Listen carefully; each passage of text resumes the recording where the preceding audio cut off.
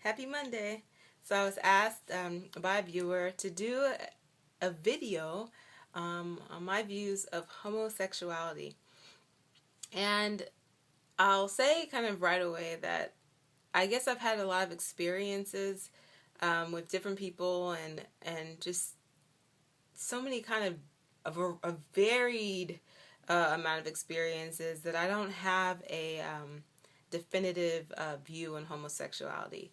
But she was more specifically saying that she feels that it happens because they were molested. A friend, she didn't say this, but someone was saying that a friend, that someone might have been molested at a young age, and that is how they became homosexual, or the ideas were in their environment. And I can say that that's not, I mean, homosexuality is sometimes, I think sometimes a choice, but not in the sense of, I feel that it's very fluid.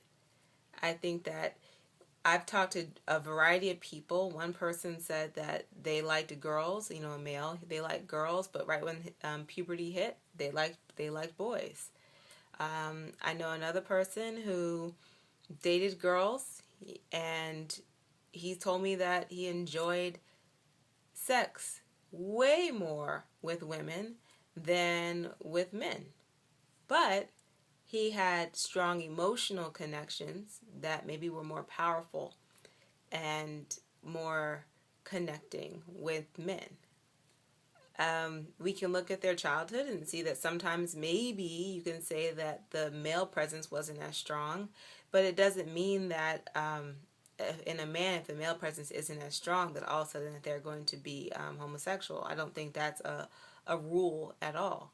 I think that it can be a factor for some people, but I don't think we really know. And then, of course, you always have the homosexual population that says, I was born this way, this is all I know.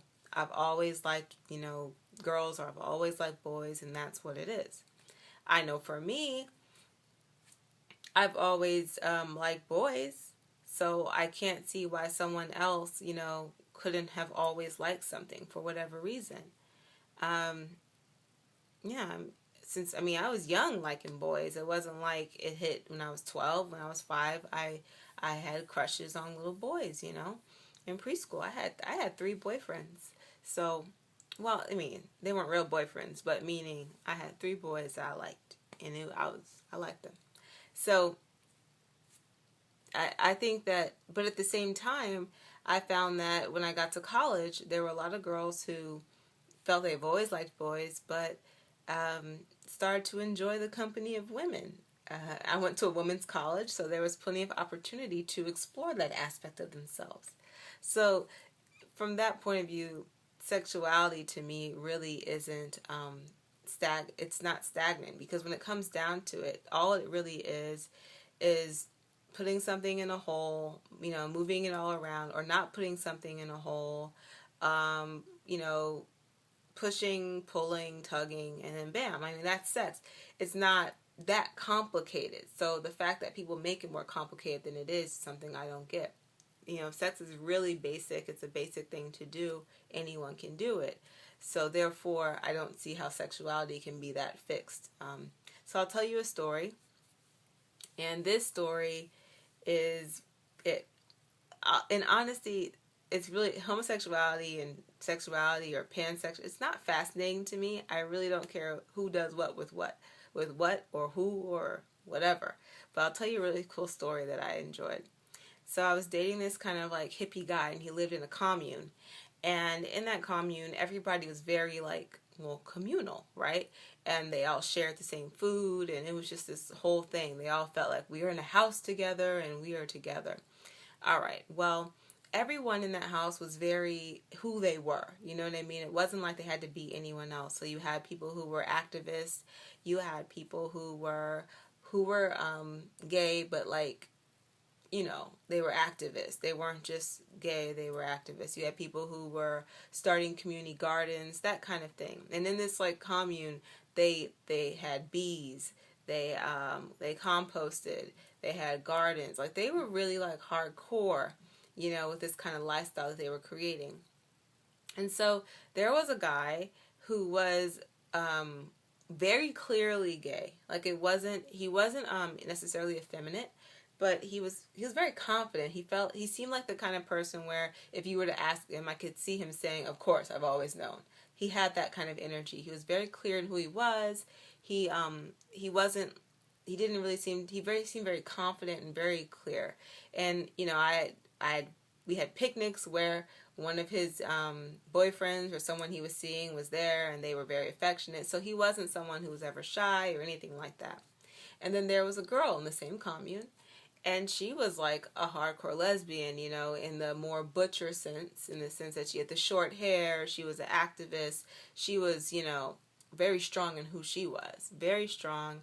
And one day, um, to the surprise of many, there were sounds coming from a bedroom, and they were loud, passionate sounds, the sounds of I guess things going in and out of holes and that kind of thing. And it was those two people, the pretty clearly defined gay guy and the pretty clearly defined gay woman. And they somehow they decided they wanted to see. I guess they figured, hey, well, why not? Let's just try this out.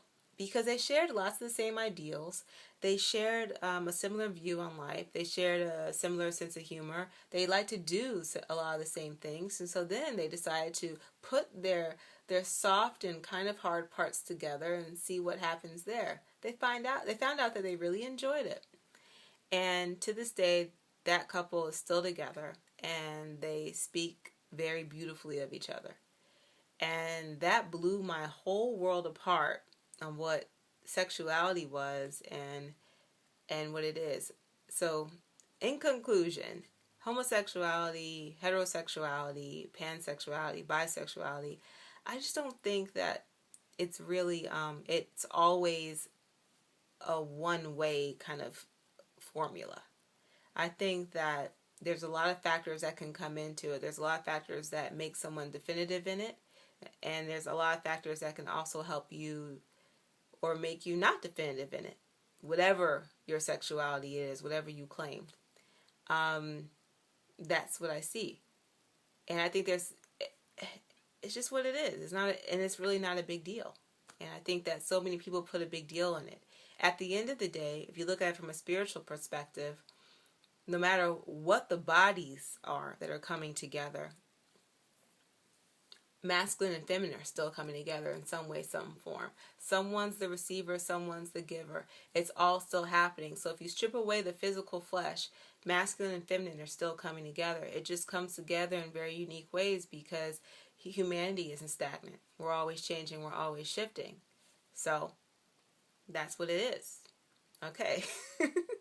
I hope that answers the question, and I hope that does something for you or kind of gives you a different perspective. I don't know. This is just my experience, and I don't have I'm not the final say in any of this. So okay. Bye. KikiScenes.com. Come check me out. Bye.